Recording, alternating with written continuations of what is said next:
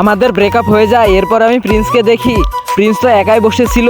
আর তখনই আমি ভাবি প্রিন্সের কাছ থেকে মাপ চেয়ে নি, এই ঝন্টুর থেকে প্রিন্সই অনেক সুন্দর। আর তখনই আমি প্রিন্সের কাছে যাই। হ্যালো, হাই প্রিন্স, তুমি কেমন আছো? চলে যাও এখান থেকে, তুমি, তোমার সাথে আমি কথা বলবো না। আরে প্রিন্স দাঁড়াও তো।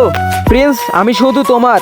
জিনি, এইসব কি? জিনি, তুমি শুধু আমার। কে? ছেড়ে দাও আমাকে, তুমি এখান থেকে চলে যাও, আমি শুধু প্রিন্সকে ভালোবাসি। জিনি, এইসব কি? তুমি আমার গার্লফ্রেন্ড, চুপচাপ আমার সাথে চলো, না হলে তোমাকে আমি মেরে ফেলবো।